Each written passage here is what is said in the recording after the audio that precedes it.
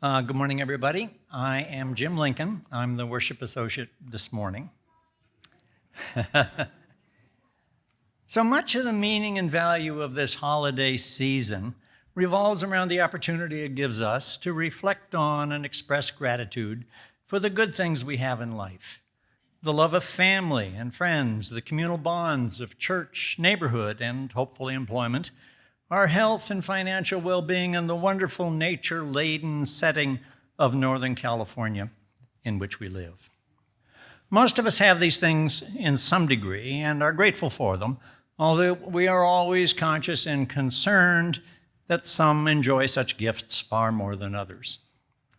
We all, however, do experience the gift of life, whatever its imperfections. We rejoice in that gift, even if at times we may feel that it's as much a burden as a blessing. When I was a kid, maybe age 7, 8, or 9, I'm not sure, I was very aware of being alive, and I loved it.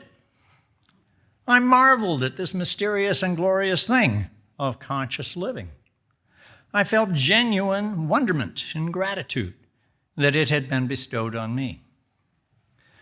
I was raised as a comfortably middle-class white boy with loving parents and many friends and well-wishers. I was a Unitarian preacher's kid, as some of you will recall. And on Sundays, I was surrounded, sometimes smothered, by warm and caring parishioners. So my life was pretty good, as I had occasion to talk about in a call to worship some weeks ago. And in my childish ignorance of the trials and tribulations of the world, I was blissfully untroubled by the many rather ugly aspects of American society in the 1950s. My 8-year-old mind wondered at the time, who gave me this gift of life? Where did it come from? What benevolent force or agent made me the conscious, sentient creature that I was? Able to see and hear and taste and run and play and revel in the company of friends, families, and pets. The scientific explanation that both my life and my awareness of it evolved into being via a long, complex evolutionary path constructed from myriad biochemical interactions was way beyond my youthful capability to comprehend.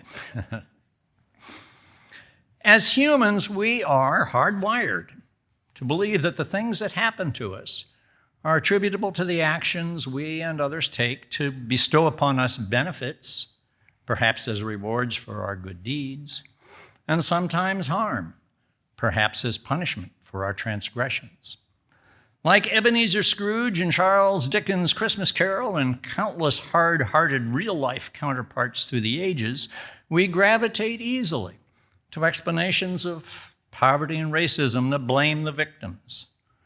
The poor and minorities don't try hard enough. They can't defer gratification. They can't control their impulses, or maybe they just aren't very smart. We are inclined to assume, possibly more so in this winner-take-all culture than in more egalitarian ones, that the wealthy and powerful among us got where they are through their own hard work and ambition. Having pulled themselves up by their bootstraps, surely they deserve everything that they have. Psychologists talk about a deep-rooted cognitive bias that humans share, the fundamental attribution error. We attribute the causes of events not to unplanned situational circumstances over which we have little or no control, but to our own and others' rationally agentic actions. This attribution often leads to grotesquely false construals of the world. And aggregated to the societal level, its effects are quite pernicious. It preserves and expands inequalities and oppressions that might be effectively addressed had we the proper scientific understanding of the complex social structures and processes driving their formation. Cognitive biases like these play a major role in the deep-rooted human need to believe in an anthropomorphic, all-powerful divinity. If we have the gift of life, it is because God gifted it to us. Similarly, if misfortune befalls us, it is because we have run afoul of God's law, and we must mend our ways and seek absolution from our sins to placate her, and be restored to her good graces. Such thinking has had a powerful hold on the human mind since our appearance on the planet, and through the centuries it has been key to the rise and spread of theistic religion.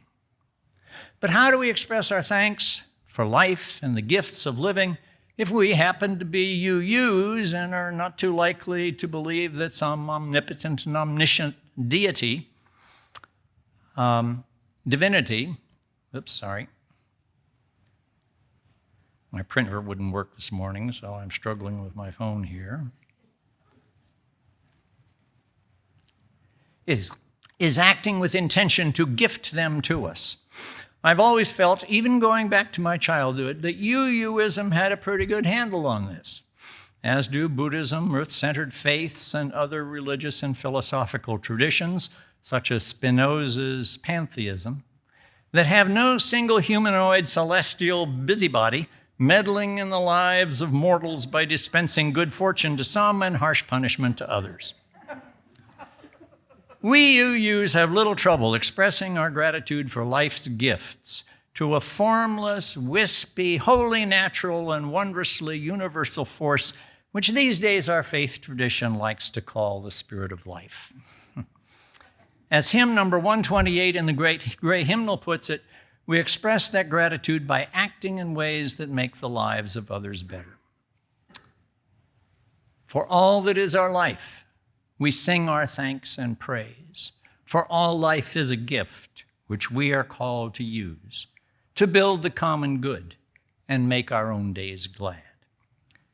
In the season of gratitude for the gifts we treasure and for our determination to make the world a better place, both for others and ourselves, come let us worship together.